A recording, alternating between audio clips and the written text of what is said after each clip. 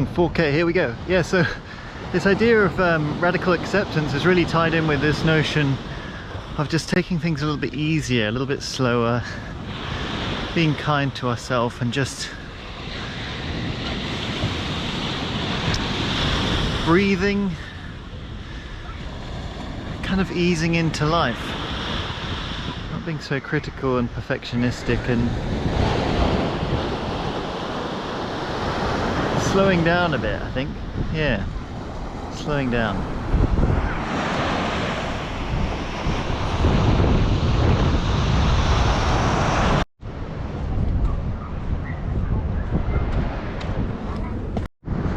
Yeah, sort of coming back to the moment and just being okay with what is.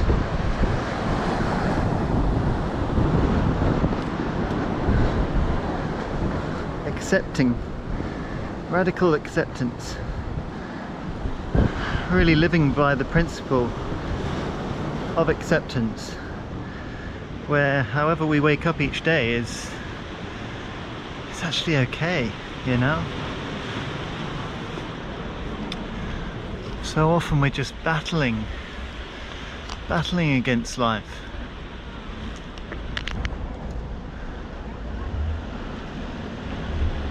And in a way, radical acceptance is being with life, being present, being in this moment. And I know that's always very easy to see, to say. I mean, that word gets thrown around all the time, being present.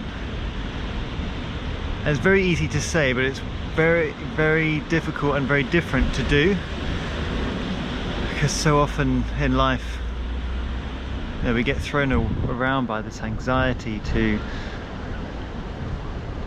be perfect, or to be this certain person in the world, and when we don't meet those expectations, we come down hard on ourselves. And sometimes we wake up, we're not feeling, well, often for myself anyway, I wake up, I'm not feeling 100%. But is it okay just to be 60% one day, 30% one day? Just being very, very kind to yourself, that is the best, that is you doing your best that day. And so often in society it's like, you know, no, it's not okay to be 30%, you have to be 100%, you have to be 150%, or you have to be what people perceive you as. No, in reality we don't need to do that. It's not realistic, and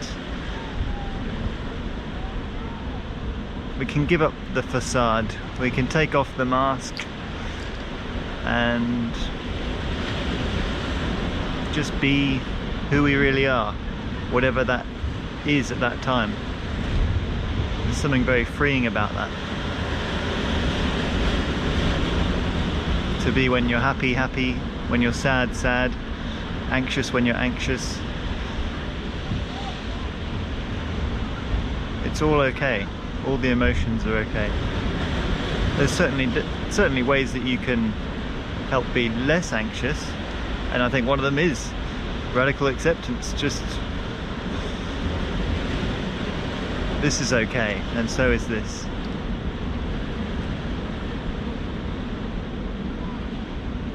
And not being so het up on external things, you know. At the end of the day, they're not as important as what we often make them seem.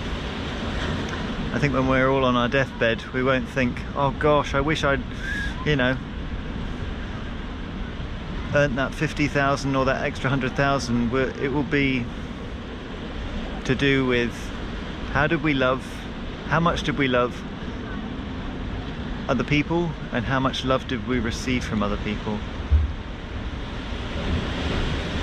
and how many moments were we really truly there for, to absorb and to see. That's what will be important at the end. So I think it's really important to remember that. To actually sometimes think, what will I be thinking on my deathbed? And there you go, that's what is important to you in life. Anyway, let's get some drone shots.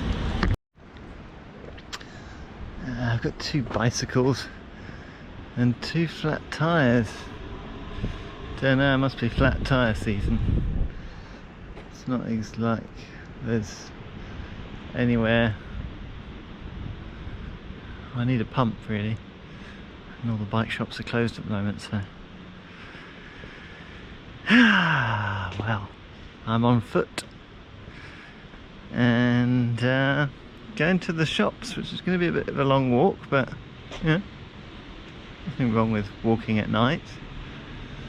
Often be quite therapeutic,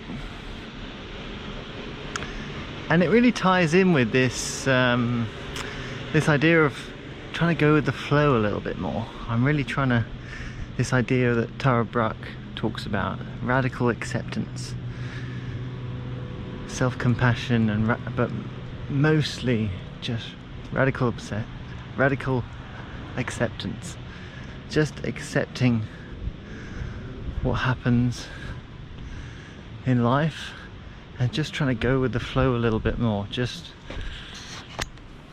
not being so hard on ourselves and not beating ourselves up because, you know, there's flat tires. It's quite a nice metaphor for life really, just to, you know, maybe some days you get a flat tire but you can walk instead. Yeah, I don't know, sometimes I feel like in life we just got to relax a little bit more, take a little bit more of a chill pill and just take it easy, you know, and not just being able to think that in theory is a nice way of thinking, but actually to do it in practice and actually take a few breaths, meditate, just check in with yourself and just try to dial everything down a little bit, you know, just have that amygdala firing a little bit less. And that's how it is.